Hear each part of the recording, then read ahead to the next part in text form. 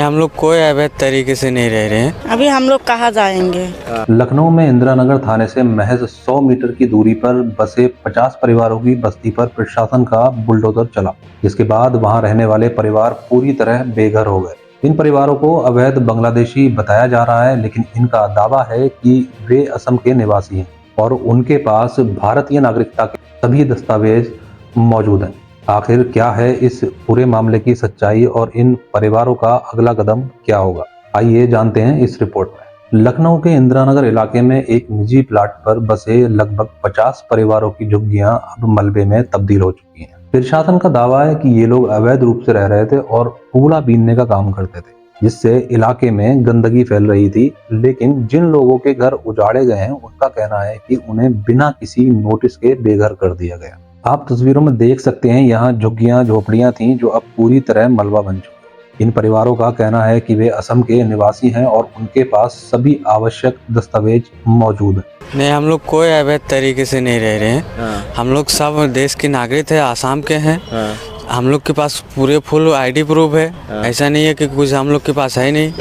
चाहे आसाम जाके जांच करा ले, ये हम लोग नहीं कह रहे कि जांच ना कराए, जांच करा के पता कीजिए। क्या नाम क्या है आपका? शफीकुल इस्लाम। कितने परिवार लगभग रहते थे? बताया जा रहा है प्रशासन की तरफ से 50 परिवार थे, जिसमें 200 की संख्या थी लगभग। नहीं, इसमें ये सब झूठ है। यहाँ 7 परिवार रहते थे। आसाम के लोग हैं, आसाम तो जाना ही पड़ेगा ना, एक दिन ना एक दिन। बता रहे हैं कि बांग्लादेश से आए हैं, आप लोग घुसपैठिए हैं।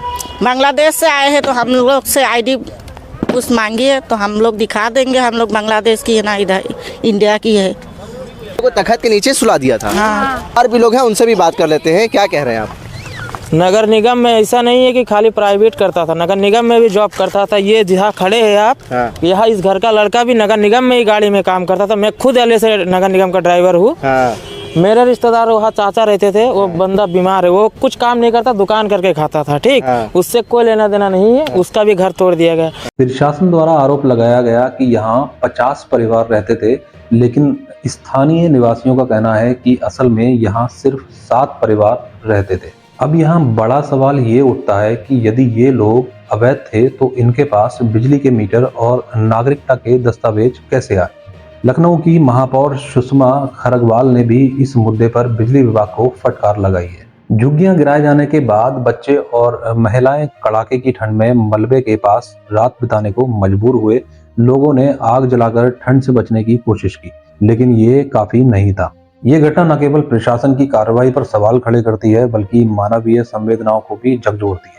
जहां एक ओर इन परिवारों का अवैध होने का आरोप है, वहीं दूसरी ओर उनके पास नागरिकता के दस्तावेज भी मौजूद हैं। ये देखना बेहद अहम होगा कि प्रशासन इन सवालों पर क्या जवाब देता है और इन विस्थापित परिवारों को ठंड में राहत कैसे मिलती है। क्या इनकी नागरिकता की जांच पारदर्शी तरीके से होगी या ये मामला भी अनसुना रह जाएगा। आइए अब बात करते हैं आपके विचारों की। आप क्या सोचते हैं, इन परिवारों के साथ जो हुआ वह सही हुआ या गलत? हमें कमेंट्स में जरूर बताएं।